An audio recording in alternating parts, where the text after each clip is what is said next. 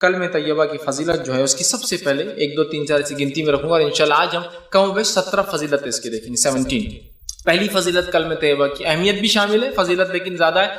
فضائل جاننے سے ہمیں جو ایک ابھار ملتا ہے، ایک اس چیز کی طرف لگاؤ بڑھتا ہے اور انسان ڈٹ کر وہ عمل کرتا ہے۔ آئیے پہلی فضیلت کیا ہے؟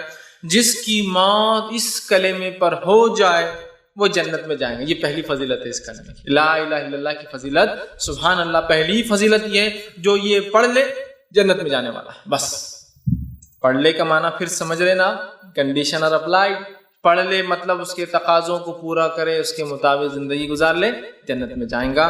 آئیے پہلی چیز، رسول اللہ صلی اللہ علیہ وسلم فرماتے ہیں، صحیح بخاری کی روایت، آپ نے فرمایا اور کہا ما من عبد قال لا الہ الا اللہ، جب کوئی بندہ یا ایسا کوئی بندہ نہیں ہے جو یہ کہتا ہے لا الہ الا اللہ، نہیں کوئی معبود برحق سوا اللہ کے، آپ نے ثم مات علی ذالک، اور اسی پر اس کی موت آ جاتی ہے جو وہ کہہ رہا تھا کہ نہیں کوئی معبود سوا اللہ کے برحق سوا اللہ کے، ذالک الا دخل الجنہ، تو وہ سیدھا جنت میں چلا جائیں گا۔ نہیں کوئی ایسا بندہ اللہ کا جو یہ کہہ دے لا الہ الا اللہ، اس کے تقاضوں کو پورا اس میں زندگی گزار لے، وہ مرنے کے بعد سیدھا دخل الجنہ، جنت میں چلا جائے گا۔ جو اس کلمے کے مطابق زندگی گزارے اور اس کی موت اس کلمے پر ہو جائے وہ جنت میں جانے والا ہے۔ میں نہیں سمجھتا ہوں اس سے بڑی کوئی فضیلت اور کسی کلام کی ہو سکتی ہے کہ جس کلام کو انسان زندگی میں پڑھ لے اور اس کلام کے مطابق، اس کلمے کے مطابق، اس سینٹنس کے مطابق زندگی گزرے اور اس کلمے کے ساتھ وہ مر جائے، دنیا سے چلا جائے، دخل الجنہ، جنت میں وہ جانے والا ہے۔ کتنی اہم فضیلت ہے نا، جو اس کلمے کو پڑھ کے اس کے مطابق عمل کر لے تقاضوں پہ جنت میں جائیں گا، یہ بہت بڑی فضیلت ہے، یاد رکھیے۔ آئیے اسی طرح اس کلمے کی دوسری فضیلت جو آتی ہے وہ یہ ہے، یہ کلمہ نجات کا ذریعہ ہے، یہ کلمہ نجات کا ضامن ہے، یہ کلمہ سکسیس کی گارنٹی ہے۔ پہلا تو جنت میں جانے کا ہے، دوسرا سکسیس چاہیے، کامیابی چاہیے، کامیابی دنیا کی اور کامیابی آخرت کی، جس کو بھی چاہیے اسے یہ کلمہ پڑھنا، اس لیے کہ یہ کلمہ ضمانت ہے کامیابی کی، سکسیس کی۔ نبی اکرم صلی اللہ علیہ وسلم فرماتے ہیں، مسند احمد کی روایت، آپ نے فرمایا اور کہا من قیل من الکلمۃ، آپ نے فرماتے جو میرا لایا ہوا کلمہ پڑھ لے، ٹھیک۔ اس کے پیچھے ایک پس منظر یہ آتا ہے کہ ابوبکر صدیق رضی اللہ عنہ نے ایک مرتبہ آپ صلی اللہ علیہ وسلم سوال کیا اور پوچھا، دریافت کیا، کوشچن کیا کہ اس دین میں نجات کا ذریعہ کیا ہے، اسلام میں نجات کا ذریعہ کیا ہے، مطلب کس چیز کو آپ یہ کہیں گے کہ یہ نجات کا ذریعہ ہے؟ تو آپ صلی اللہ علیہ وسلم نے ان کے سوال کے جواب میں کہا اور فرمایا جو میرا کلمہ جو میں نے لایا ہوں، لا الہ الا اللہ، نہیں کوئی معبود برحق، نہیں کوئی عبادت کے لائق برحق سوا اللہ کی، جو یہ کلمہ پڑھ لے، قبول کر لے، جس کو میں نے اپنے چچا ابو طالب پر پیش کیا تھا اور اس نے اس کا انکار کر دیا تھا، وہ کلمہ ماننے والے کے لیے نجات ہے۔ کون سا کلمہ پڑھنے والے کے لیے نجات ہے؟ آپ سے سوال کیا ہو رہا ہے، اے اللہ کے رسول اس دین میں نجات کا کیا ذریعہ ہے، سکسیس کا کیا ذریعہ؟ تو فرمایا جو کلمہ میں لایا ہوں، لا الہ الا اللہ، جو میں نے اپنے چچا پر بھی پیش کیا تھا، افسوس میرا چچا اس چیز پر ایمان نہیں لایا، جو اس کلمے کو پڑھ لے تو تمہارے سوال کا جواب ہے، نجات کا یہ کلمہ ذریعہ ہے۔ کلمہ توحید لا الہ الا اللہ، کلمہ طیبہ لا الہ الا اللہ، کلمہ شہادت لا الہ الا اللہ نجات کا ذریعہ ہے۔ نہیں کوئی معبود برحق، کیوں تو عبادت تو بہت ساری چیزوں کی لوگ کر رہے ہیں نا، اس لیے ہم کہہ رہے ہیں نہیں کو معبود برحق، وہ عبادت تو کرتے ہیں لوگ چیزوں کی لیکن وہ برحق نہیں ہے، وہ صحیح نہیں ہے سوا اللہ، سمجھ رہا؟ تو یہاں آپ نے فرما رہے نجات چاہیے ابو بکر تو وہ کلمہ پڑھو جو میں لایا تھا، اپنے چچا پر پیش کیا تھا، لا الہ الا اللہ، تو جنت میں تم جاؤ گے، وہ نجات کا ذریعہ، کامیابی کا ذریعہ بن جائیں گا۔ کون سا کلمہ؟ جو آپ صلی اللہ علیہ وسلم نے اپنے چچا کے اوپر جو ہے پیش کیا تھا، ٹھیک۔ اسی طرح اس کلمے کی تیسری فضیلت یہ آتی ہے کہ یہ کلمہ دنیا کی مصیبتوں سے نجات کا ذریعہ ہے۔ سبحان اللہ، جنت میں جانے کا ضامن، دنیا میں کامیابی کا ضامن اور آخرت میں نجات کا ذریعہ۔ یہ کلمہ دنیاوی مصیبتوں اور آفتوں سے بچنے کا باعث اور نجات کا بھی یہ کلمہ ہی ذریعہ ہے، لا الہ الا اللہ۔ یہ بڑی اہم بات ہے، یاد رکھیں، اس لیے کہ ہم جو ہے یہ کلمہ جو ہے پڑھتے نہیں، یہ کلمے کو جو ہے نہ سمجھتے اس کے تقاضوں کو، اور یہ کلمہ جو انسان پڑھ لیتا ہے تو وہ شخص جو اپنے جان و مال کی حفاظت کر لیتا ہے۔ مطلب دنیا میں جو مصیبتوں سے میں نے کہا نجات کا ذریعہ وہ یہ ہے کہ جو شخص یہ کلمہ پڑھتا ہے وہ اپنی جان و مال کو محفوظ کر لیتا ہے۔ جب تک کہ وہ نہ کہہ دے لا الہ الا اللہ، نہیں کوئی معبود برحق سوا اللہ کے، الا اللہ فمن قالها فقد اسم منی، جس نے یہ کہہ دیا اس نے اپنی جان اور مال مجھ سے بچا لیا۔ اس لیے میں کہہ رہا ہوں کلمہ توحید لا الہ الا اللہ پڑھنے والے کی جان اور مال محفوظ رہتی ہے، سمجھ رہا؟ جان اور مال اسی کیا ہوتی ہے؟ محفوظ رہتی، جو کلمہ توحید کو پڑھتا ہے۔ اسی وجہ سے میں نے یہ بات لائی، ٹھیک؟ تو وہ اس نے میرے بچا لی، الا بحقی وحسابہ علی اللہ، اور حق کے ساتھ ہم ان کی جان نہیں لے سکتے، اور اگر ان کے دل میں کچھ غیر غلط ہوگا تو اللہ کے پاس ان کا معاملہ ہے، ہم اس معاملے میں گرفت نہیں ہوتی۔ مطلب اگر کسی کے دل میں کوئی چھپا ہو، کوئی منافق ہو تو وہ تو اس کا معاملہ ہے، ورنہ ہمارا تو معاملہ ختم ہو۔ تو گویا کلمہ توحید لا الہ الا اللہ پڑھنے سے دنیا میں مصیبتوں اور پریشانیوں سے اور قتل و غارتگی سے انسان بچتا ہے۔ چوتھا فائدہ اور فضیلت اس کلمہ توحید کی وہ یہ ہے، یہ کلمہ طیبہ جو ہے یہ جڑ ہے اور باقی سارے اعمال جو ہے وہ شاخیں ہیں۔ کلمہ طیبہ اسلام کی ایکچوئل جڑ ہے۔ اسلام اگر ایک جھاڑ ہے تو کلمہ طیبہ لا الہ الا اللہ جڑ ہے، روٹس ہے، اور اس کے بعد جتنے عمل، نماز، روزہ، زکوٰۃ، حج، اچھائی کا حکم دینا، برائی سے روکنا، صدقات اور خیرات کرنا اور نیکی کرنا اور جہاد کرنا اور جو کچھ ساری چیز کی شاخ ہیں۔ تو کلمہ طیبہ جڑ ہے، روٹ ہے، اور باقی سارے اعمال جو زندگی میں آپ اور میں کرتے اسلام جو حکم دیتا ہے وہ سب کیا ہے؟ برانچز ہے، اس کی شاخیں ہیں اس کی۔ تو روٹ بہت ضروری ہے، اچھی ہو، ہماری مضبوط ہو۔ تو آئیے ہم دیکھتے ہیں، اس لیے کہ آپ صلی اللہ علیہ وسلم نے جو ہے حدیث میں فرمایا کہ یہ روٹ ہے جو میں بیان کر رہا تھا، یہ اس کی جڑ ہے اسلام کی۔ اس کے تعلق حدیث صحیح بخاری کی روایت، آپ نے فرمایا اور کہا ایمان کی 70 سے زیادہ شاخیں ہیں، ان میں سب سے بہترین شاخ لا الہ الا اللہ ہے، اور سب سے چھوٹی شاخ راستے سے تکلیف دہ چیز کو ہٹانا ہے، اور شرم و حیا بھی ایمان کی ایک شاخ ہے۔ کیا فرمایا؟ ایمان کی 70 سے زیادہ برانچز ہے، ایک روایت میں 77 تک ہے، 70 سے زیادہ 77 برانچز ہے۔ سب سے افضل برانچ اس کی سب سے اعلیٰ ہے لا الہ الا اللہ، اور سب سے ادنا ہے راستے سے تکلیف دہ چیز کو ہٹانا۔ تو گویا لا الہ الا اللہ جڑ ہے اور باقی تمام چیزیں کیا ہے؟ وہ اس کی شاخیں ہیں۔ یاد رکھیں، لا الہ الا اللہ کیا ہے؟ جڑ ہے، اور باقی تمام چیزیں کیا ہے؟ اس کی شاخیں ہیں، یاد رکھیں۔ اسی طرح اس سے فضیلت پتہ دی۔ پانچویں فضیلت کلمہ طیبہ کی وہ یہ ہے، کلمہ طیبہ کی مثال ایک پاکیزہ درخت کی ہے، ایک پاک جھاڑ کی ہے، یاد رکھیں، اور ایسا جھاڑ جو پھل بھی لاتا ہے، بہت تناور ہے، بہت مضبوط ہے، اس کی شاخیں آسمان کو جا کر چھوتی ہے۔ تو کلمہ طیبہ ایک بہترین درخت ہے، یاد رکھیں، جو پھل لاتا ہے۔ اس کا معنی یہ ہے کلمہ طیبہ ایک جھاڑ ہے جس کو اگر دنیا میں انسان لگاتا ہے تو اس کا پھل مانا ہے آخرت میں اس کا بدلہ پائیں گا۔ اور اللہ رب العزت نے کلمہ طیبہ کو جھاڑ کی تمثیل، مثال خود دی، میں نہیں دے رہا ہوں۔ آئیے سورہ ابراہیم سورہ نمبر 14 آیت نمبر 24 سے لے کر 27 میں اللہ فرماتا اور کہتا ہے الم تر کیف ضرب اللہ مثلا کلمۃ طیبۃ کشجرۃ طیبۃ، کیا اللہ رب العزت تمہارے لیے لوگوں ایک ضرب اللہ مثال دیتا ہے، ایک ایگزامپل دیتا ہے۔ کیا ایگزامپل ہے؟ کہ ایگزامپل ہے مثلا کلمۃ طیبۃ کشجرۃ، کہ کلمہ طیبہ کی لا الہ الا اللہ کی مثال ہے جیسے کہ ایک پاکیزہ جھاڑ، مطلب اس کے اپیرنس سے بھی وہ خوبصورت دکھتا ہے۔ ایک کاٹے جھاڑ کو آپ پاکیزہ جھاڑ نہیں کہیں گے، ایک بدبو دار جھاڑ کو آپ پاکیزہ جھاڑ نہیں کہیں گے، ایک بدنما جھاڑ کو آپ پاکیزہ جھاڑ نہیں کہیں گے، ہے نا، ایک ہلکا زمین پہ بالکل ایک دم گرنے پہ ایسے جھاڑ کو آپ پاکیزہ نہیں کہیں گے۔ تو اللہ فرما رہا ہے الم تر کیف، اللہ تمہارے لیے لوگوں کیسی مثال دے رہا ہے، سنو، ضرب اللہ مثلا کلمۃ، تمہارے لیے مثال ہے کلمہ طیبہ کی، کشجرۃ طیبۃ، ایک پاکیزہ جھاڑ کی ہے، اصلها ثابت وفروها فی السماء، جس کی زمین میں جڑیں دھسی ہوئی ہے، مضبوطی سے گڑی ہے، اور جس کی شاخیں فروها فی السماء، آسمان کو چھوتی جائے۔ سبحان اللہ، کیا جھاڑ ہے! جو لوگ کاشتکاری کرتے ہیں ایسے جھاڑ کو دیکھ کر کتنی خوشی ہوتی ہے نا کسی بھی انسان کو۔ کاشتکاری نہیں بھی کرتے ہیں، آپ راستے سے جا رہے ہو، بڑا جھاڑ دکھتا ہے، بہت جڑیں اور خوب اونچی شاخیں، تو آپ بھی 2 منٹ گاڑی روک کے بولتے ہیں کیا بہترین جھاڑ ہے۔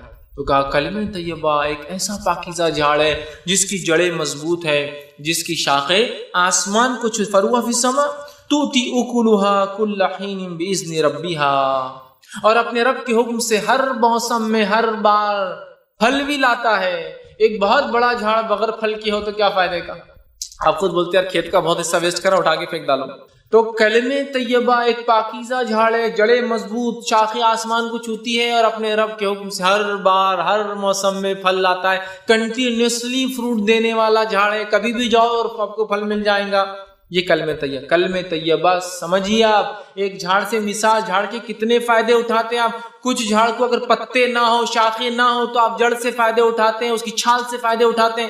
کئی کھانوں میں چھالیں استعمال ہوتی ہے، کئی دواؤں میں چھالیں استعمال ہوتی ہے۔ اس کی شاخیں بڑی ہو تو آپ کاٹ سکتے ہیں، پھر وہ بڑھیں گی۔ اس کے پھل آتے ہیں تو اس جھاڑ کی آپ خدمت کریں گے، اس کے پھل سے آپ پیسہ کمائیں گے۔ کلمہ طیبہ سوائے نفع کے اور کچھ نہیں دینے والا ہے ہم کو۔ اس لیے جھاڑ کی مثال، کیونکہ جھاڑ کا ہر پارٹ جو ہے نفع بخش ہوتا ہے۔ بتائیے آپ جھاڑ کا کون سا پارٹ نفع بخش نہیں؟ جڑیں نکل رہی تو کبھی کوئی دانت اس سے مانج رہا ہے، کبھی کوئی دوا بن رہی ہے، کبھی کسی چیز میں استعمال ہو رہا ہے نا، کبھی چھالیں ہو رہی تو آپ کھانے میں ڈال رہے ہیں۔ دار چینی کیا ہے؟ وہ بھی ایک چھال ہے۔ بہت سے لوگ مختلف کھانے اس سے بناتے ہیں۔ لکڑی نکل جائے تو جلانے میں کام آتی ہے، کشتیاں بنتی ہے، دکان بنتے ہیں، گھر بنتے ہیں، مکان بنتے ہیں، سامان بنتا ہے۔ اگر پتے ہیں تو جانور ہمارے کھا کے فائدہ اٹھاتے ہیں، پھول لاتا ہے تو خوشبو ہوتی ہے، دوائیں بنتی ہے، کیا کچھ نہیں ہوتا۔ اس طرح پھل لاتا ہے تو پھل بیچ کے نفع کمایا جاتا، پھل کھا کے فائدہ اٹھایا جاتا، پھل سے بیج نکلتے، بیج سے اور جھاڑ لگایا جا سکتا ہے۔ جھاڑ کبھی بھی نفع بخش ہوتا ہے، کسی بھی صورت میں۔ سوکھا جھاڑ بھی ٹوٹ کے پڑا ہے تو بھی کام کا، اس لیے کہ جلانے میں کام آتا ہے۔ تو کلمہ طیبہ پڑھنے والے کو کبھی نقصان نہیں ہوگا، اس لیے کہ وہ ایک ایسی چیز کو مان رہا ہے جو ایسا درخت ہے جس کی زمین کے اندر جڑیں گڑی، آسمان کو اس کی شاخیں چھوتی ہے۔ اور خاص بات تو یہ ہے پھلدار بھی ہے۔ اگر اتنا بڑا درخت پھل نہ لائے تو آدمی مطلب اکھاڑ دو، دوسرا کچھ لگا دو، چھوٹا پھلدار ہوگا۔ پھل بھی لاتا ہے ایوری سیزن، ہر موسم میں۔ آگے اللہ نے فرمایا بِإِذْنِ رَبِّهِ، اللہ کے حکم سے لاتا ہے۔ وَيَضْرِبُ اللَّهُ الْأَمْثَالَ لِلنَّاسِ لَعَلَّكُمْ يَتَذَكَّرُونَ، اللہ مسلمانوں، اے لوگوں، تمہارے لیے مثال بیان کرتا ہے، ٹھیک، تاکہ تم غور و فکر نصیحت حاصل کرو۔ تذکرون، سوچو اس پر، کیسی مثال ہے کلمہ طیبہ کی۔ آئیے آگے، وَمَثَلُ كَلِمَةٍ خَبِيثَةٍ كَشَجَرَةٍ خَبِيثَةٍ اجْتُثَّتْ مِنْ فَوْقِ الْأَرْضِ مَا لَهَا مِنْ قَرَارٍ، اور کلمہ خبیثہ کی، لا الہ الا اللہ کے خلاف جتنے کلمے ہیں جو شیطان کی طرف سے ہوتے ہیں، اللہ نے فرمایا مَثَلُ كَلِمَةٍ خَبِيثَةٍ كَشَجَرَةٍ خَبِيثَةٍ، کہ کلمہ شیطان کے کلام کی، کلمہ لا الہ الا اللہ کی جتنی باتیں اس کے علاوہ کہی جا رہی ہے، ان کی مثال ایسی ہے کشجرۃ خبیثۃ، اور بہت برے جھاڑ کی، جس کو دیکھنا بھی نہیں۔ کشجرۃ طیب، اس کو دیکھنا بھی پسند ہے، کلمہ طیب، یہ برا جھاڑ جس کو دیکھنا بھی ہے نا، کچھ جھاڑوں کو آپ کو دیکھتے لگتا ہے ان کو دیکھنا بھی اچھا نہیں، میں دیکھ کے کاٹے آنکھ پیارے، اتنا گندا جھاڑ ہے نا، تو بیکار جھاڑ ہے۔ تو کہا اس کی مثال بیکار جھاڑ کی ہے، اور آگے فرمایا اس کی جڑیں بھی اندر نہیں جاتی ہے، جو کھوکھلی ہے، پوری زمین پہ اکھڑی ہوئی، جس کو دیکھ کر ہی آپ کو لگ رہا ہے یہ کچھ ٹکنے والا جھاڑ نہیں ہے، زیادہ آندھی طوفان مصیبتوں میں کام نہیں آنے والا، اس کو سہارا لینا بولے تو یہ اپنے اوپر گرنے والا ہے۔ اور وہ قرار بھی نہیں ہے، وہ ایسا جھاڑ ہے کہ کبھی بھی گر سکتا ہے، آپ کو دیکھ کر اس کی جڑوں کی ڈھیلا ایسا لگ رہا ہے کبھی بھی گر سکتا ہے۔ اللہ فرمایا ما لہا من قرار، رک بھی نہیں سکتا ہے۔ تو یہ یاد رکھیے، یہ دو کلام کی اللہ رب العزت نے جو ہے مثال دی۔ تو کلمہ طیبہ ایک ایسا جھاڑ ہے، لا الہ الا اللہ ایک ایسا جھاڑ ہے جس کی شکل، صورت، لذت، خوشبو اور نفع انسان اٹھا سکتا ہے، دیکھتے ہی سمجھ میں آ رہا ہے۔ دوسرا فائدہ، اس کی جڑیں زمین کے اندر مضبوطی سے جمی ہے، جس کی وجہ سے انسان کو پتا ہے کہ آندھی اور طوفانوں میں یہ جھاڑ ہماری مدد کرے گا، یہ ہم پر گرنے کے بدلے ہم اس کے سپورٹ میں جا سکتے ہیں۔ تیسرا فائدہ، اس کی شاخیں آسمانوں کو چھوتی ہے، بلند پھیلی ہوئی ہے، مطلب بہت بڑا جھاڑ ہے۔ اور چوتھی اور سب سے اہم چیز ہے، یہ جھاڑ پھل بھی لانے والا، یہ کلمے پہ جس نے عمل کیا آخرت میں فائدہ بھی اٹھا۔ یہ چار فائدے ہوں گے اس کلام کو۔ اور شیطان کے کلمے کو ماننے کی بہرحال وہ بالکل غیر مضبوط، دیکھتے ہی گھن آنے والی ہے، کبھی بھی گر سکتا ہے، مطلب اس کو خود سپورٹ کی ضرورت ہے، یہ کوئی مضبوط جھاڑ نہیں۔ تو کلمہ طیبہ کو جس نے مان لیا، ایک مضبوط جھاڑ کی اس کی مثال ہے، اور کلمہ طیبہ کے علاوہ جتنی چیزیں وہ بیکار ہے۔ چھٹا فائدہ، خبر میں استقامت، خبر میں مضبوطی دینے والے کلمے تھے۔ سبحان اللہ، مرنے کے بعد جو مر جائے اس پہ پڑھ کے جنت میں جانے والا ہے، جو اس کے مطابق رہے اپنے جان و مال کی حفاظت کر لی۔ اب خبر میں بھی مضبوطی، خبر میں اکیلے ہوں گے ہم، کیا ہوں گا، ہے نا، اکیلے انسان۔ آئیے جو ہے مسند بزار کی یہ روایت ہے، ماں عائشہ رضی اللہ عنہا فرماتی ہے، آپ سے آپ نے سوال کیا اللہ کے رسول، میں ایک کمزور عورت ہوں، عورتیں ویسے بھی کمزوری ہوتی ہے نا مردوں کے مقابلے میں، تو وہ فرماتی اور کہتی ہے میں ایک عورت ہوں اور میں ضعیف ہوں اللہ کے رسول، میں کمزور ہوں، بہت ڈرتی ہوں، جلدی ڈر لگ جاتا ہے، جلدی پریشان ہو جاتی ہوں۔ عموماً ہوتا ہے عورتوں میں یہ صفتیں، جلدی ڈر جاتی ہے، جلدی پریشان ہو جاتی ہیں۔ تو ماں عائشہ رضی اللہ عنہا نے بھی وہی سوال کیا اللہ کے رسول، میں ایک عورت ہوں، بہت جلدی پریشان ہو جاتی ہوں، اور جب جو ہے مرنے کے بعد قبر کے اندر جو ہے جب میں جاؤں گی اور منکر نکیر آئیں گے تو میرا کیا حال ہوگا، جبکہ میں اکیلے ہوں گی منو مٹی نیچے۔ آپ اندازہ لگائیے، یہ ایک ہال ہے، اس ہال سمجھو کہ رات میں پروگرام ہو رہا ہے، اور اللہ نہ کرے لائٹ چلی جائے، عورتیں بھی اوپر بیٹھی، اچانک لائٹ چلے گئی، اور باہر کوئی چاندنی رات بھی نہیں، بدلی آئی گی، بادل ہے خوب، اور لائٹ چلے جائے تو کیسی تھرتھراہٹ چھوٹ جاتی ہے۔ معلوم ادھر بھی عورتیں بیٹھی، ادھر بھی عورتیں بیٹھی، ادھر بھی مرد بیٹھے، ادھر بھی مرد بیٹھے، لیکن ادھر کا بیٹھنے والا آدمی ادھر والے کو چپک جاتا ہے نا۔ لائٹ جاتے ہی ایک عورت دوسرے عورت کا ہاتھ پکڑ لیتی، وہ خود جھنڈلا کہہ رہے چھوڑو ہم خود پریشان لائٹ جانے سے، ہے نا، خوف، ڈر، حالانکہ ہم 100 لوگ بیٹھے ہیں، ہم 50 لوگ بیٹھے ہیں اور لائٹ چلے اندھیرے ڈر، تمہیں عائشہ کہتی اللہ کے رسول خبر منو مٹی نیچے، ساتھ کوئی نہیں ہے، لوگوں نے مٹی ڈال دی تو ایک روشنی آنے کی بھی جگہ نہیں، ایک ٹمٹپانے والا چھوٹا دیا بھی نہیں ہے، اور میں ایک ضعیف کمزور عورت، اور جب منکر نکیر میرے سامنے آ جائیں گے اور آ کر پوچھیں گے من ربو کا، میں کیا جواب دوں؟ ایک روایت میں صحابہ نے کہا اللہ کے رسول یہ منکر نکیر اتنی خوفزدہ حالت میں آئیں گے، زمین کو اپنے دانتوں سے پھاڑتے ہوئے آئیں گے، جن کے دانت بیلوں کی سینگوں کے اتنے ہوں گے، آنکھیں بڑی بڑی اور لال ہوں گی، اور گرجدار آواز میں زمین کو پھاڑ کر آئیں گے، اندازہ لگا کیسی مخلوق، اور کہیں گے من ربو کا، اور جن کی آواز کڑکتی بجلی جیسی ہوں گی۔ کڑکتی بجلی سے تو اچھے لوگ گھبرا جاتے جب کڑکے تھا نا، آواز کڑکتی بجلی کیسا، من ربو کا۔ صحابہ نے کہا ہم تو پتھر کے بت بن جائیں گے، مٹی کے بت، مطلب ہماری تو کیفیت نہیں ہوگی بولنے کی۔ ہماری عائشہ نے بھی یہ سوال کیا ہم تو جم جائیں گے، ہم تو کچھ نہیں کہہ پائیں گے۔ تو آپ صلی اللہ علیہ وسلم نے یہ آیت تلاوت کی جو سورہ ابراہیم سورہ نمبر 14 آیت نمبر 27 تھی۔ اللہ نے فرمایا یثبت اللہ الذین آمنوا بالقول الثابت فی الحیاۃ الدنیا وفی الآخرۃ ویذل اللہ الظالمین ویفعل اللہ ما یشاء۔ یہ آیت تلاوت کی جو سورہ ابراہیم سورہ نمبر 14 کی آیت 27 تھی۔ کیا فرمایا آپ صلی اللہ علیہ وسلم نے یثبت اللہ الذین آمنوا بالقول الثابت، اللہ رب العزت مومنوں کے قدم کو جما دیں گا قول ثابت سے، اور قول ثابت سے مراد کیا ہے؟ اس سے پہلے کی آیت گزر چکی ہے، 27 سے پہلے 26 اور 25 اور 24 ہم نے پڑھی، وہی کلمہ طیبہ کی مثال ایک مضبوط جھاڑ سی ہے جس کی جڑیں زمین میں ہے، اس کے بعد کی آیت ہے بالکل یہ 24 25 26 وہ آیتیں تھی، اور یہ 27ویں آیت ہے۔ کیا فرمایا کہ اللہ کلمہ طیبہ سے مومنوں کے قدم جما دیں گا، یثبت، تو کلمہ طیبہ خبر میں آ جانے والا ہے، اسی وجہ سے ہم مضبوط ہوں گے، اور جس کے کلمہ طیبہ مضبوط نہیں تھا، کلمہ توحید کمزور تھا، خبر میں وہ جواب نہیں دے پائیں گا، اس کے پیر کانپنے لگ جائیں گے۔ تو انہوں نے کہا میں تو ڈر جاؤں گی، ایک عورت ہوں میں، تو کہا یہ قول سے، کلمہ طیبہ سے اللہ جنبی قول ثابت فی الحیات الدنیا، اور اس کلمے سے تمہیں صرف آخرت میں نہیں دنیا کی زندگی میں اللہ تمہیں جما دے گا، فی الآخرت، اور آخرت کی زندگی میں جما دے گا، ویذل اللہ الظالمین، اور اللہ تعالیٰ ظالموں کو گمراہ کر دیتا ہے، ویفعل ما یشاء، اور اللہ جو چاہتا ہے وہ کرتا ہے۔ سبحان اللہ، کلمہ طیبہ ہی وہ کلمہ ہے جو قبر میں جمانے والا ہے، اس کے تقاضوں پر جس نے زندگی گزاری، جو یہ کلمہ چاہتا تھا وہ کیا، بس وہ تو کامیاب۔ قبر میں بھی یہ کلمہ فائدہ دینے والا ہے، اس بات کو یاد رکھیے۔ عثمان بن عفان رضی اللہ عنہ سے ایک روایت ہے، یہ جو سنن ابو داؤد کی روایت ہے، حضور صلی اللہ علیہ وسلم جو ہے میت کو دفنانے سے جب فارغ ہوتے تو وہاں ٹھہر جاتے اور کہتے اپنے بھائی کے استقامت کے لیے، اس کے قدم جمنے کے لیے، اس کے سوال جواب میں آسانی کے لیے، اور اس کے استغفار، اس کے لیے مغفرت کی دعا کرو، سوال و جواب میں آسانی کے لیے دعا کرو اور استغفار کرو۔ تو گویا حکم دیا گیا دعا کرنا چاہیے میت کے لیے کہ اللہ اس کے سوال جواب میں آسانی کرے دفنانے کے بعد، اور اس کے جو ہے استغفار، اس کے گناہوں کو معاف کرے، یہ ہمیں کرنا چاہیے۔ یاد رکھیے یہ بات بڑی اہم چیز ہے، یاد رکھیے۔ اسی طرح جو ہے 7واں فائدہ ہے، جامع ترمذی کی روایت ہے، اور 7واں جو فائدہ ہے، بہرحال 7واں جو فائدہ ہے اس کلمے کا، اس کی فضیلت ہے، یہ سب سے بہترین ذکر ہے۔ آپ صلی اللہ علیہ وسلم نے فرمایا کہا، جامع ترمذی کی روایت ہے، حدیث کا الفاظ اس طرح سے آپ نے فرمایا کہا، آپ نے فرمایا تمام ذکر میں سب سے افضل ذکر لا الہ الا اللہ ہے، اور تمام دعاؤں میں سب سے افضل دعا الحمدللہ ہے۔ سب سے افضل ذکر کیا ہے؟ لا الہ الا، اس سے افضل کوئی ذکر نہیں، یاد رکھ لیجیے۔ لا الہ الا اللہ سب سے افضل ذکر ہے، ہم اپنی زندگی کا معمول بنا دیں، لا الہ الا اللہ، لا الہ الا اللہ، اٹھتے بیٹھتے سوتے جاگتے کھاتے پیتے آتے جاتے، بس ایک ورد لگا رہے زبان پہ، لا الہ الا اللہ، لا الہ الا اللہ، لا الہ الا اللہ۔ سب سے بہترین ذکر لا الہ الا اللہ، سب سے بہترین دعا الحمدللہ۔ یہ اس کا 7واں فضائل تھے۔ 8ویں فضیلت اس کلمے کی اور کلام کی، کلمہ طیبہ جو شخص پڑھے گا روز قیامت نبی اکرم صلی اللہ علیہ وسلم کی شفاعت کا مستحق ہوں گا۔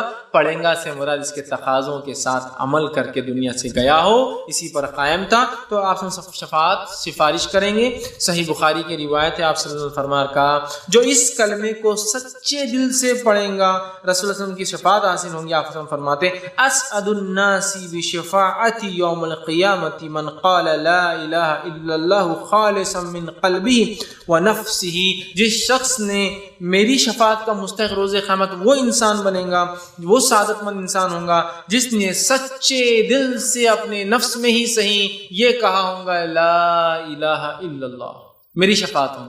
نبی اکرم صلی اللہ علیہ وسلم ایسے شخص کی شفاعت سفارش گزارش کریں گے اللہ کے سامنے جس نے کیا پڑھا ہوگا؟ لا الہ الا اللہ۔ آسم کی شفاعت کے لیے لوگ ترس رہے ہیں، شفاعت کبریٰ ہے یہ، تو پھر اس کے لیے کلمے کو پڑھنا ہے اور کلمے کے تقاضوں کو پورا کر کے دنیا سے جانا ہے، ہمیں یاد رکھیے۔ اللہ تعالیٰ اس کے ہمیں توفیق عطا فرمائے۔ 9واں فضیلت، 9 اس کی فضیلت اس کلمے کی کیا ہے؟ کلمہ طیبہ پڑھنے والا، اس کے عمل کرنے والا دوزخ میں نہیں جائے گا۔ کلمہ طیبہ پڑھنے والا، اس پر عمل کرنے والا جہنم میں داخل نہیں ہوگا۔ ابو یعلا کی یہ روایت ہے، ابو ہریرہ رضی اللہ عنہ فرماتے اور کہتے ہیں رسول اللہ صلی اللہ علیہ وسلم فرمایا کہا، تم کثرت سے کلمہ طیبہ پاکیزہ کلام کو دور حاضر میں کرنے والے اعمال۔ ویسے دو چیزیں ہیں یا دو باتیں ہیں یا دو قسم کی چیزیں جن میں آج کے حالات کے اعتبار سے چیزوں کو بانٹتا ہوں۔ پہلا ہے کہ دور حاضر میں کرنے والے اعمال، اور دوسرا ایک درس ہوتا ہے دور حاضر میں کرنے والے کام۔ دور حاضر میں کرنے والے اعمال میں وہ باتیں رکھی جاتی ہے کہ کیا اعمال ہم کو کرنا ہے عبادات کے اعتبار سے، جس کی وجہ سے اللہ رب العزت ہم سے راضی ہو اور ہمارے اس جو ہم زمانے سے جس وقت سے گزر رہے ہیں اس میں ہم اچھی زندگی گزار سکیں، اچھے سے گزر سکیں۔ اور ایک ہوتا ہے دور حاضر میں کرنے والے کام، مطلب وہ کیا کام ہے ایک بحیثیت امت مجھے اور آپ کو کرنا ہے، وہ اس میں رکھے جاتے ہیں۔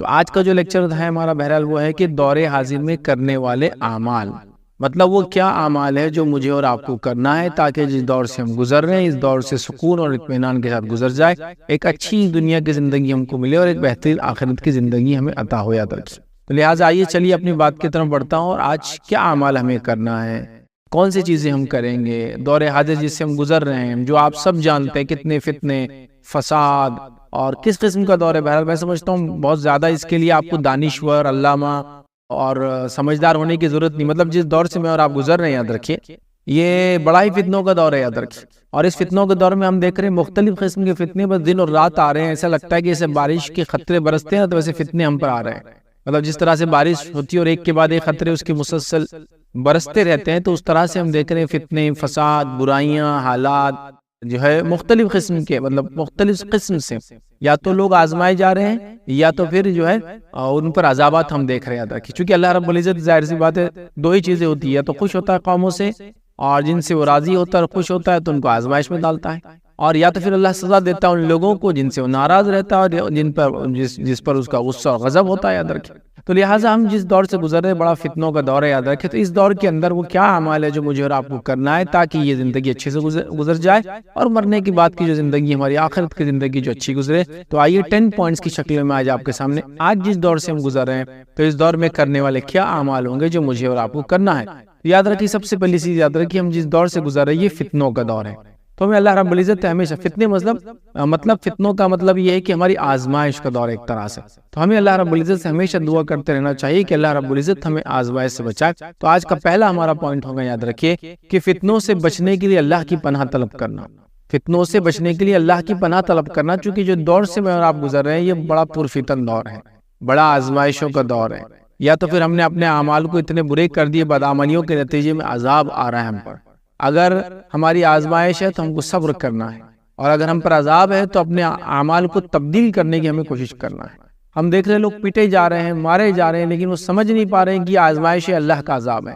عمومی طور سے اللہ کی آزمائش ان لوگوں کو ہی آتی ہے، اللہ کی آزمائش ان لوگوں کو آتی ہے یاد رکھیے جو اللہ کے مقرب بندے ہوتے ہیں، اور اللہ ان کو عذاب دیتا ہے یاد رکھیے جو لوگ اس کو ناراض کرتے ہیں۔ ظاہر سی بات ہے ہمیں ہمیشہ اللہ سے فتنوں سے جو ہے پناہ طلب کرنا چاہیے، یہ ہمارا پہلا نقطہ ہے۔ نبی اکرم صلی اللہ علیہ وسلم کے تعلق سے آتا ہے، جو ہے زید بن ثابت رضی اللہ عنہ فرماتے کہ اللہ کے رسول صلی اللہ علیہ وسلم نے ایک بار یہ ارشاد فرمائی، مسلم کی روایت ہے، آپ نے فرمایا اور کہا کہ اعوذ باللہ من الفتن ما ظہر منها وما بطن۔ آپ صلی اللہ علیہ وسلم نے صحابہ سے آ کر کہا کہ اے لوگو تم اللہ سے پناہ مانگو، کن چیزوں سے؟ من الفتن، فتنوں سے یاد رکھیے، ما ظہر جو ظاہر ہے، منها وما بطن اور جو چھپے ہوئے ہیں۔ تو نبی اکرم صلی اللہ علیہ وسلم نے صحابہ سے کہا کہ اے لوگو فتنوں سے پناہ مانگو اللہ سے، جو ظاہر ہے اور جو چھپے ہوئے۔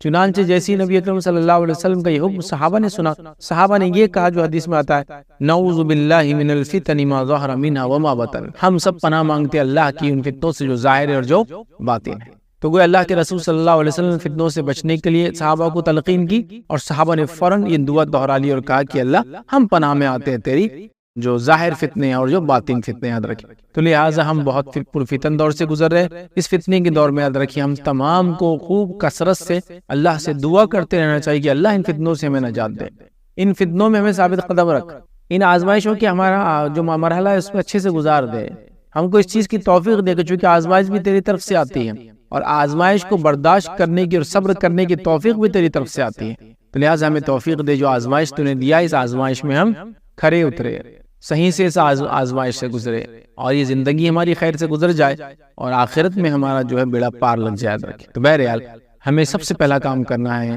فتنوں سے پناہ مانگنا ہے، یہ پہلا کام ہے دور حاضر میں کرنے والے جو اعمال ہے، جو فتنوں سے ہم گزر رہے ہیں، جو فساد سے گزر رہے ہیں۔ آئیے دوسرا کام کیا کرنا ہے ہم کو دور حاضر کے اندر یاد رکھیے، وہ یہ ہے یاد رکھیے جو عمل کرنا ہے، جو اعمال کرنا ہے، یاد رکھیے وہ یہ ہے یاد رکھیے کہ ہمیں توحید پر قائم رہنا ہے۔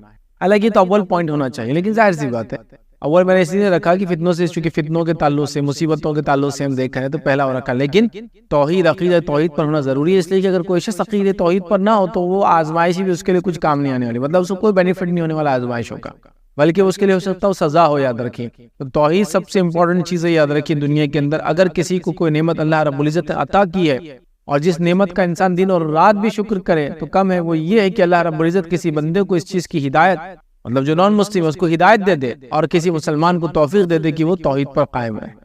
اس سے بڑی کوئی دوسری نعمت نہیں، یاد رکھیے اگر انسان کو اللہ رب العزت ہاتھ پیر بھی نہ دے تو بھی چل جائیں گا، لیکن توحید کی نعمت دے، اس لیے کہ یہ چلی جائے تو پھر دنیا تو برباد ہوتی ہے، آخرت بھی ہو جاتی ہے۔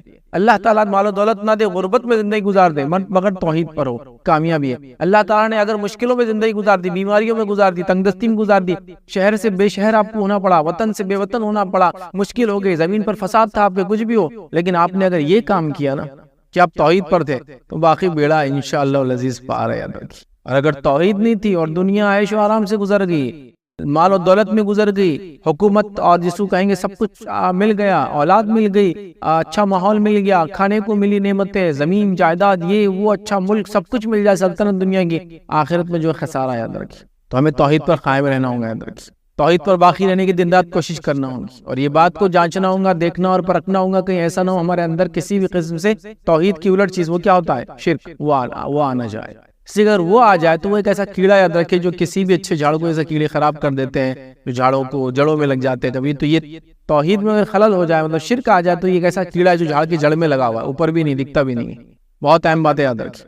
تو دوسرا کام ہم کو کرنا ہے توحید پر قائم رہنا ہے، چاہے حالات کسی بھی قسم کے ہو، چاہے کسی بھی حالات سے میں اور آپ گزر رہے ہوں، یہ بات کا تہیہ ہوں گا کہ توحید ہمارے ہاتھ سے کبھی نہ جائے۔ رکھے چونکہ عقیدہ توحید پر ثابت قدمی یہ سب سے بڑی اللہ رب العزت کی نعمت اور دولت ہے، اس لیے کہ اللہ رب العزت نے قرآن میں دیکھیے کیا فرمایا، ما اصاب من مصیبت الا باذن اللہ ومن یؤمن باللہ یہدی قلبہ واللہ بکل شیء علیم۔ اللہ فرماتا کہتا ہے جو مصیبت بھی آتی ہے وہ اللہ کے اذن حکم سے آتی ہے، اور جو اللہ پر ایمان لائے تو اللہ اس کے دل کو ہدایت بخشتا ہے، اور اللہ ہر چیز کو جاننے والا ہے۔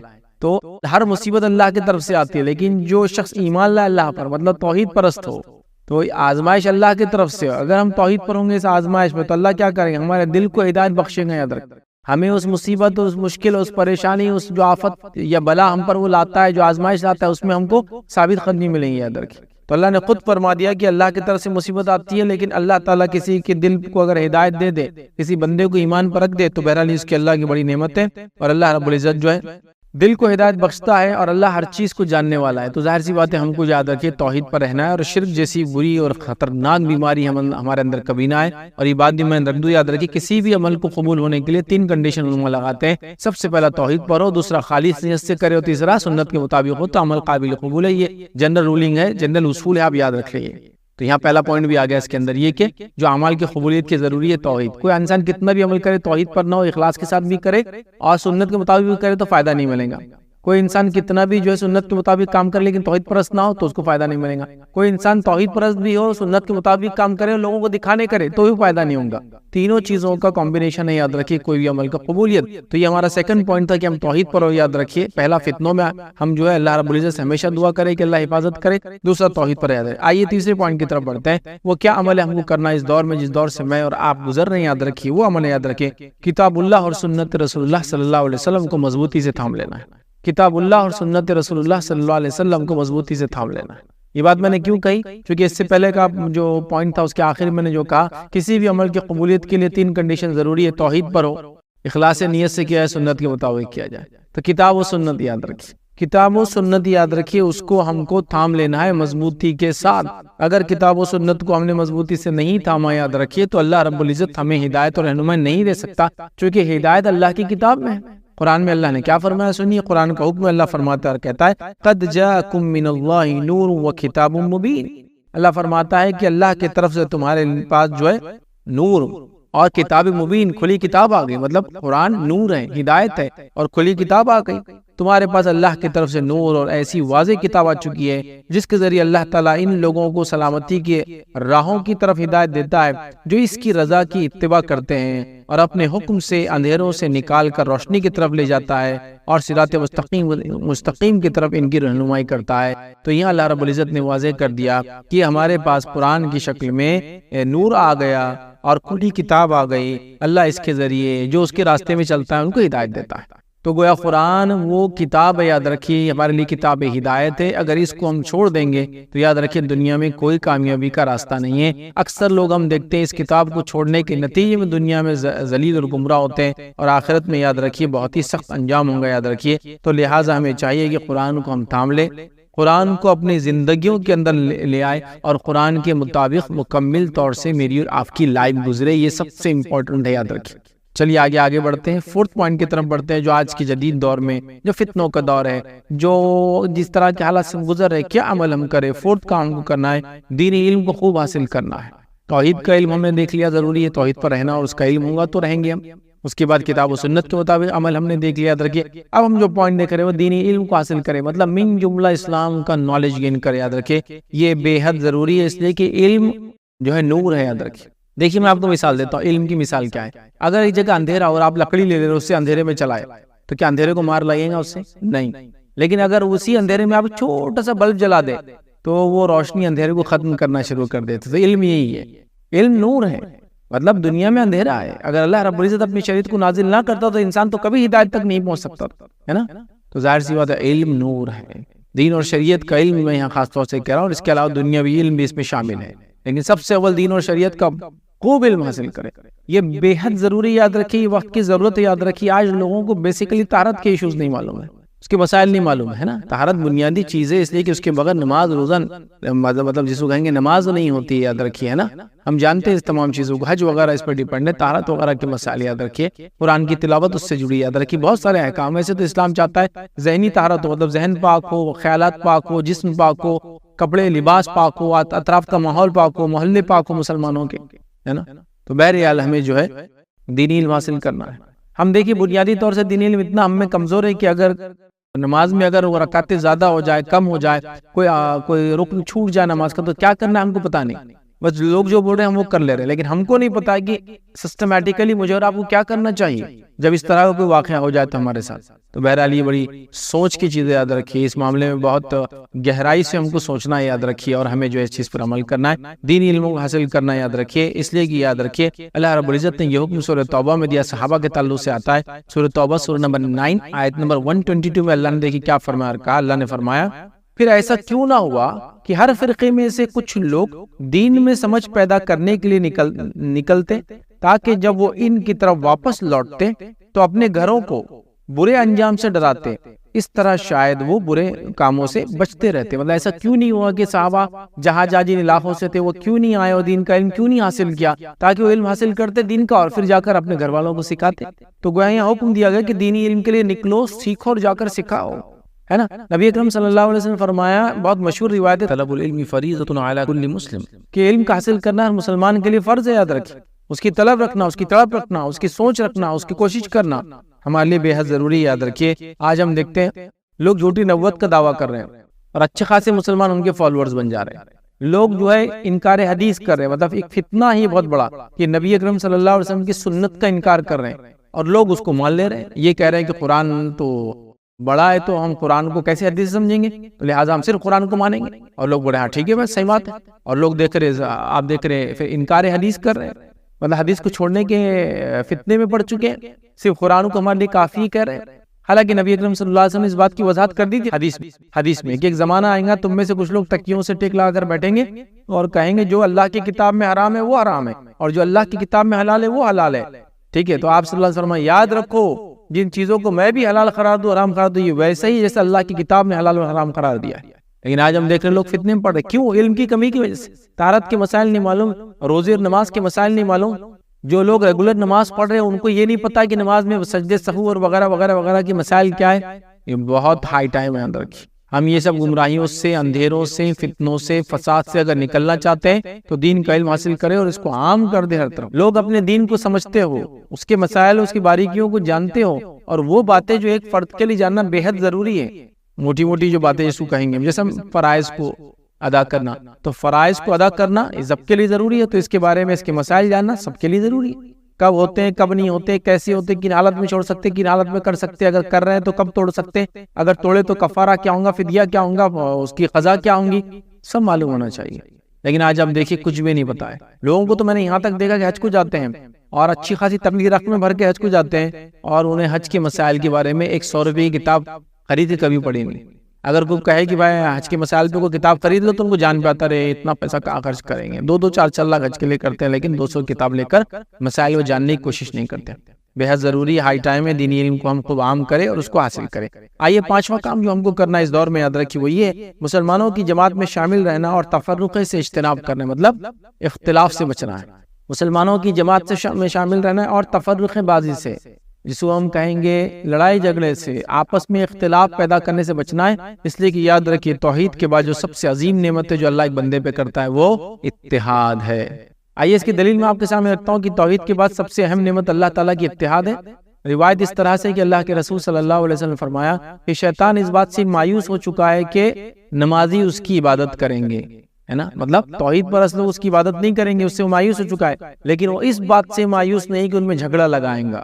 تو پتہ ہی چلا کہ شیطان توحید پرست لوگوں کو اپنی عبادت تو نہیں کروا سکتا، لیکن جب عبادت نہیں کروا سکتا تو دوسرا کام کیا کریں گا، وہ اختلاف ڈالیں گا۔ تو اس لیے میں نے کہا توحید کے بعد سب سے امپورٹنٹ چیز کیا ہے، اتحاد ہے۔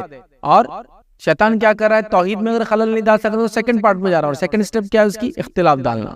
اس لیے میں نے کہا کہ توحید کے بعد سب سے امپورٹنٹ چیز اتحاد ہے۔ تو ہم امت کو اختلاف میں نہیں ڈالیں گے، خود اختلاف میں نہیں پڑیں گے، اختلاف کی وجہ نہیں بنیں گے۔ لیکن یہاں ایک بات کلیئر کر دو، وہ یہ ہے کوئی آدمی اگر صحیح بات بتائے جس سے لوگوں میں اختلاف ہو تو وہ ایک الگ مسئلہ ہے۔ ہم صحیح بات کہنے سے تو روک نہیں سکتے نا، جیسا کوئی کہے کہ بات توحید کی بات مت کیجیے اب اس سے اختلاف ہو رہا ہے، نہیں نہیں یہ تو ہوگا۔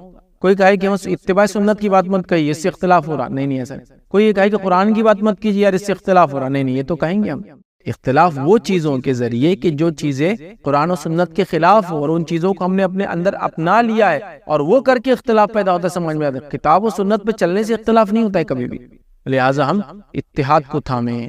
فروعی مسائل کے اندر جو ایسی باتیں ہوتی ہے جو سیکنڈری لیول کی ہوتی ہے، جیسا عقیدہ پرائمری چیز ہے، اس کے بعد نماز، روزہ، زکوٰۃ، حج، یہ فرائض پرائمری چیز ہے۔ اس کے بعد کچھ فروعی مسائل ہوتے ہیں، سیکنڈری چیزیں ہوتی ہیں کہ فلاں چیز میں یہ چھوٹ ہے، یہ کر سکتے، یہ نہیں کر سکتے۔ لیکن ان فروعی مسائل کو لے کے اتنا نہ جھگڑے کہ امت جو ہے آج سپلٹ اپ ہو چکی ہے، کئی فرقوں میں، کئی طبقوں میں، ٹوپیوں سے، شملوں کے کلر سے، ٹوپیوں کی ٹائپ سے، ڈریس کوڈ سے سمجھ میں آتا کون کس کو بلانگ کرتا ہے، ایسا نہیں ہونا چاہیے، ٹھیک ہے۔ تو اتحاد کو ہم قائم رکھیں، اس لیے کہ اگر اتحاد نہیں ہوگا، اختلاف ہوگا تو پھر بہت زیادہ مصیبت میں امت مسلمہ پڑ جائیں گی۔ اور میں سمجھتا ہوں اتحاد کے فائدے کیا ہے زیادہ بتانے کی آپ کو ضرورت نہیں ہے۔ چھوٹی موٹی مطلب جس کو کہیں گے چھوٹی کلاسز کے اندر بھی جب ہوتے ہیں نا تو ایک واقعہ بتایا جاتا ہے، ایک باپ ہوتا ہے مرنے سے قریب ہوتا ہے، اس کو 5-7 بیٹے رہتے ہیں، سب کو 2-2 لکڑیاں لاؤ بولتا ہے، پھر ایک ایک لکڑی ہاتھ میں لو بولتا ہے، سب کو بولتا ہے توڑو، سب توڑ دیتے ہیں۔ پھر سب کو بولتا ہے وہ ایک ایک لکڑی جو دوسری لائے تھے سب جمع کرو، اس کا گٹھا بناؤ، اب توڑو، تو نہیں توڑتا ہے۔ تو یہ بات بالکل کلیئر ہے کہ اتحاد میں برکت ہے، اتحاد رحمت ہے، اتحاد میں ہماری بقا ہے، اور اختلاف زحمت ہے، اختلاف عذاب کا باعث ہے، اور اختلاف کے نتیجے میں ہم خود اپنے آپ کو برباد کریں گے، دشمن کی ہم کو ضرورت ہی نہیں، یاد رکھیں۔ لہٰذا اتحاد بہت امپورٹنٹ چیز ہے۔ 6 پوائنٹ یاد رکھیے جو آج کے دور میں عمل کرنا ہے، وہ یہ یاد رکھیے فتنوں کے ایام میں یاد رکھیے خصوصی طور سے عبادت میں مشغول رہیے۔ یہ دور سے گزر رہے ہیں، اختلاف بڑا ہی اختلاف اور فتنوں کا دور ہے، تو خصوصی طور سے کوشش کریں ہم کی عبادت میں مشغول رہے، اللہ رب العزت کی عبادت میں اپنے آپ کو مشغول کر لیں، یاد رکھیں۔ نبی اکرم صلی اللہ علیہ وسلم دیکھیے کیا فرمایا، یہ صحیح مسلم کی روایت ہے، آپ نے فرمایا فتنوں میں عبادت کرنا ایسا ہے جیسے میری طرف ہجرت کرنا۔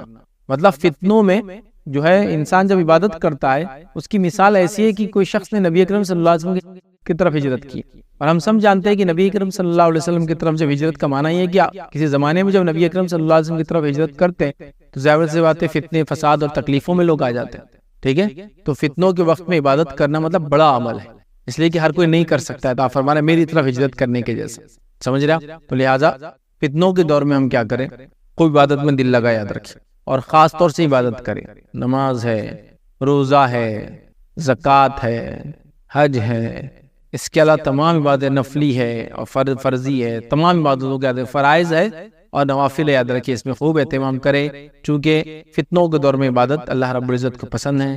یہ ایک بندے کو اللہ نے آزمائش میں ڈالا، اور اس آزمائش میں بھی اسی رب کو یاد کرتا ہے جس نے آزمائش میں ڈالا، اور ظاہر سی بات ہے اللہ دیکھتا ہے اس بندے کو اور کہتا ہے کہ یہ تو میرا بندہ ہے، یہ جانتا ہے اس کا ایک رب ہے، اسی نے اس کو آزمائش میں ڈالا ہے، وہی نکال سکتا ہے، کیونکہ بندہ اسی سے مانگتا ہے۔ تو آزمائش بھی اللہ کی طرف سے، اس کو برداشت کرنے کی توفیق بھی اللہ کی طرف سے، اور اس آزمائش کو ہٹانا بھی اللہ کی طرف سے، بس ہمارا کام ہے اس میں صبر کرے اور اللہ سے دعا کرتے رہے کہ اللہ اس کو ہٹا دے۔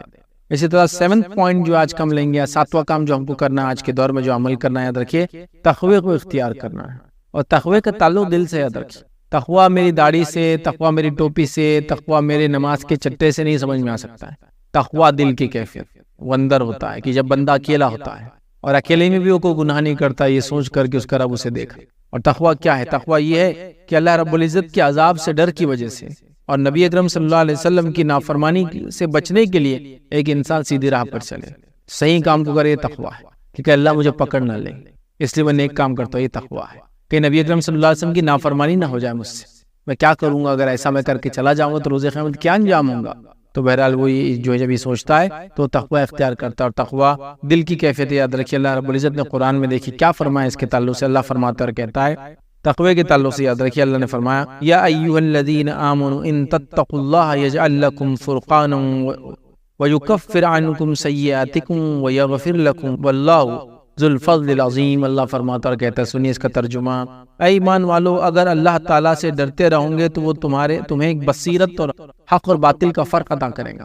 اے لوگوں جو ایمان لائے ہو، کیا فرمایا، یا ایھا الذین آمنوا ان تتقوا اللہ، اگر تم اللہ سے ڈرو گے تو اللہ تعالیٰ تم کو کیا کریں گے، یجعل لکم فرقانا، تمہیں فرق عطا کرنے والی چیز عطا فرمائیں گے، اور وہ کیا ہوں گی، فرق عطا کرنے والی چیز عطا فرمائیں گے، مطلب حق اور باطل میں ڈیفرینشیٹ کرنے کی صلاحیت انسان کو ملتی ہے جب وہ ایمان کے بعد تقوی اختیار کرتا ہے۔ حق اور باطل میں اللہ فرماتا اور کہتا ہے یجعل لکم فرقانا، وہ تم کو ایک فرق کرنے والی چیز عطا کر دے گا۔ پھر فرق کیا فرمایا، ویکفر عنکم سیئاتکم، اور تم سے تمہارے گناہوں کو معاف کر دیں گا۔ پھر فرمایا ویغفر لکم، اور تمہاری مغفرت کر دیں گا۔ پھر فرمایا واللہ ذو الفضل العظیم، اللہ بڑے فضل کا مالک ہے۔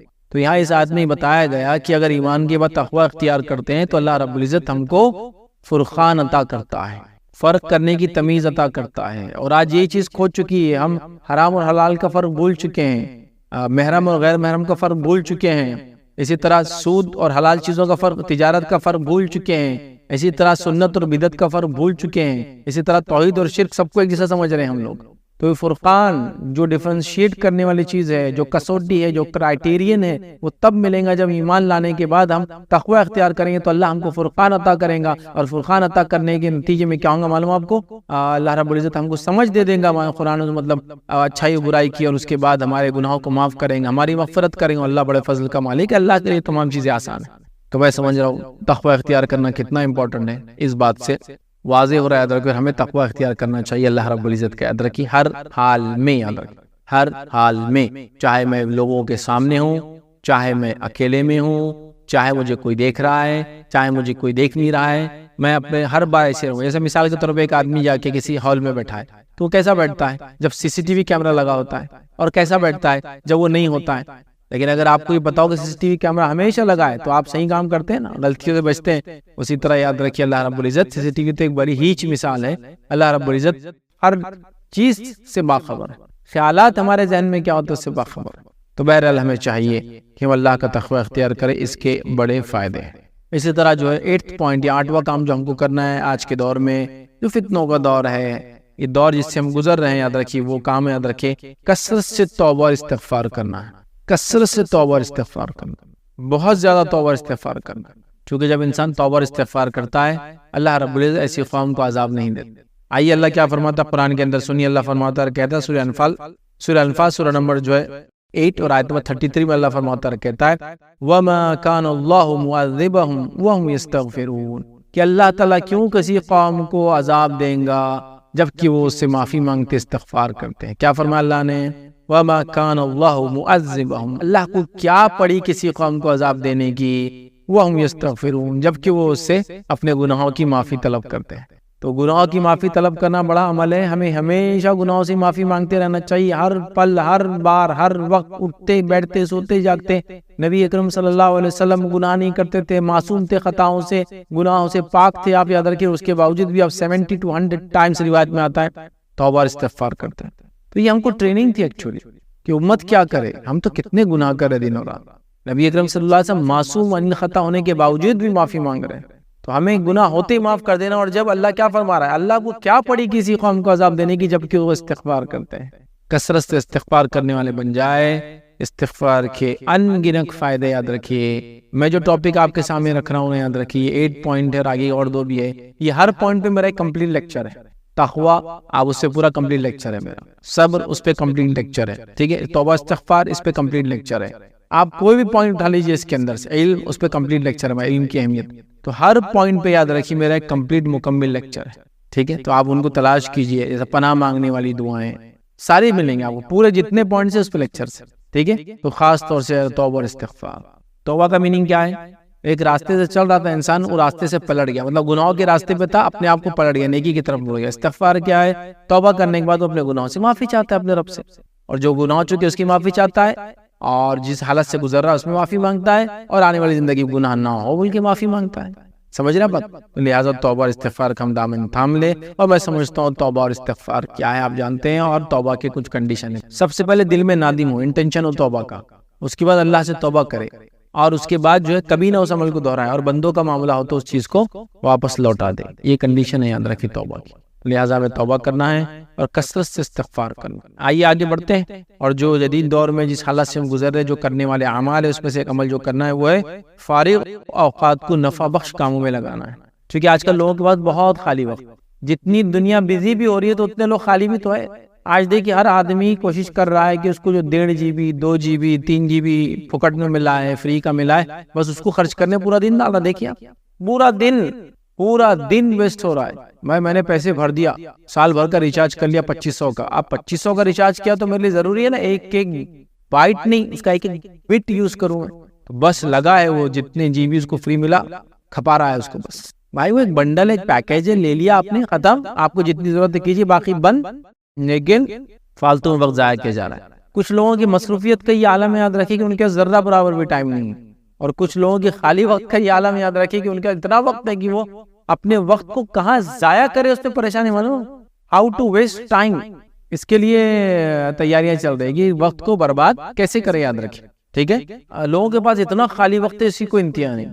ہم اپنے خالی وقت کو، فارغ اوقات کو نفع بخش کاموں میں لگائے، دین اور دنیا کے فائدے میں لگائے، دین حاصل کرے، دنیا بھی حاصل کرے، دین پر عمل کر کے عبادتیں کرنے کا معاملہ کرے، اور دنیا کا علم حاصل کر کے دنیا میں کچھ حلال کمانے کا وہ کرے، لوگوں کو فائدہ پہنچانے کی کوشش کرے، ماحول کو صاف کرنے کی کوشش کرے، اطراف میں علم پھیلانے کی کوشش کرے، خود علم حاصل کرے، دوسروں کو علم دے، لوگوں کے لیے سماجی خدمت کرے، لوگوں کی ہیلپ کرے، مدد کرے، تعاون کرے، جو کچھ ہو سکتا ہے۔ بہرحال بہت امپورٹنٹ ہے، یاد رکھیے۔ آج امت مسلمہ کے پاس خالی وقت اتنا زیادہ ہے، نوجوانوں یوتھس کے پاس خاص طور سے، اسپیشلی جو ایجوکیشن میں، آج کل تو اسکولنگ ایجوکیشن بھی آن لائن چل رہا ہے، کالج وغیرہ بھی آن لائن چل رہے ہیں، بچے 2 سال سے اسکول اور کالج کی صورت نہیں دیکھے، یاد رکھے۔ لیکن یہ 2 سال میں کیا کنسٹرکٹیو کیا؟ بس ایک چیز کی کہ انسان نے اپنے جسم پہ چربی چڑھا لیا 2 سال میں، بس پڑھے بس کھا رہے پی رہے اور اوبیس بن گئے، کوئی ہنر نہیں، کوئی فن نہیں، کوئی ایکسٹرا کیریکولم ایکٹیویٹی نہیں، کوئی اسکل ڈیولپمنٹ نہیں، کچھ بھی نہیں، خالی وقت کو برباد کرے۔ تو اپنے خالی وقت کو صحیح کاموں میں لگاؤ، اللہ کے ذکر میں لگاؤ، تلاوت قرآن میں لگاؤ، اللہ کی عبادت میں لگاؤ، اسکول کالج کا نالج حاصل کرنے میں لگاؤ، اس کے علاوہ جتنے بینیفیشل نالج ہے اس کو گین کرو، نالج کو ڈیسیمنیٹ لوگوں میں پھیلاؤ، لوگوں کے اندر اچھی عادتوں کو ڈالنے کی کوشش کرو، لوگوں کو اچھائی کا حکم دو، برائی سے روکو۔ کیا کچھ نہیں کرنا ہے ہم کو؟ آج امت مسلمہ ایجوکیشن میں کہاں ہے دیکھیے آپ، بزنس میں کہاں ہے آپ دیکھیے آپ، دنیا کے اندر کیا حال ہے ہمارا۔ تو اپنے خالی وقت کو، فارغ اوقات کو صحیح جگہ لگانا بہت امپورٹنٹ چیز ہے، اس کو ذہن میں رکھیں۔ آئیے 10واں اور آخری پوائنٹ جو میں آپ کے سامنے آج رکھوں گا وہ یہ ہوں گا، جو اعمال جو ہم کو کرنا ہے، جن دور سے ہم گزر رہے ہیں، اس میں صبر کرنا اور جلد بازی سے کام نہ لینا، صبر کرنا۔ صبر بڑی اہم چیز ہے، یاد رکھیں، چونکہ اللہ کی مدد کا تعلق صبر سے ہے۔ اللہ کی مدد صبر کے بعد آتی ہے، یاد رکھیے۔ کوئی تکلیف آئی، کوئی مصیبت آئی، دکھ آئی، پریشانی آئی، فتنہ آیا، بیماری آئی، بزنس ڈوب گیا، سب کچھ ہوا، صبر کرنا ہے، نتیجہ ہے مدد آئی اللہ تعالیٰ کی۔ آئیے